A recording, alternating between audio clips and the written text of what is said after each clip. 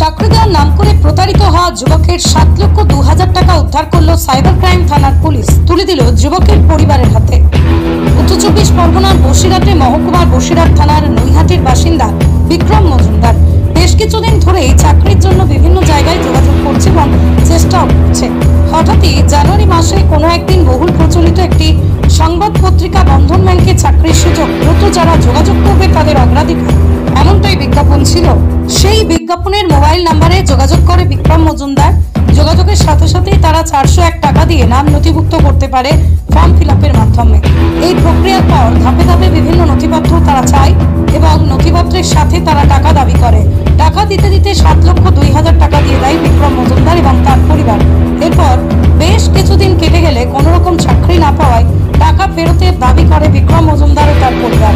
তারপর তারা বুঝতে পারে যে তারা প্রতারণার শিকার হয়েছে। এরপর তারা বসিরহাট সাইবার ক্রাইম থানায় লিখিত অভিযোগ দায়ের করে সমস্ত রকম নথিপত্র দেয়। অভিযোগের ভিত্তিতে বসিরহাট সাইবার ক্রাইম থানার পুলিশ তদন্তে নামে এবং একে একে বিভিন্ন সময়ে এই ঘটনার সঙ্গে যুক্ত 6 জনকে গ্রেপ্তার করে সাইবার ক্রাইম থানার পুলিশ এবং 7,02,000 টাকা উদ্ধার করে তাদের কাছ থেকে।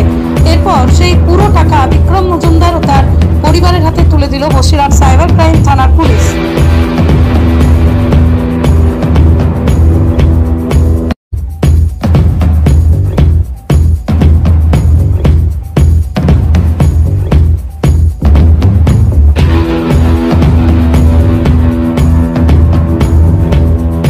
কি হয়েছিল?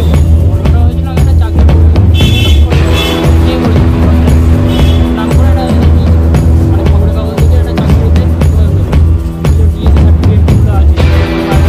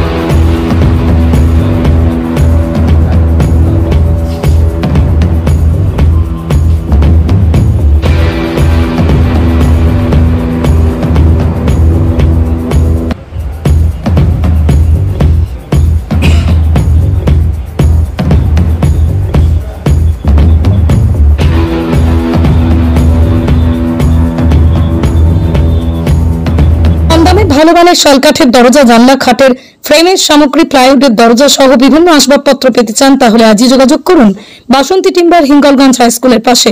যোগাযোগ 7477545393।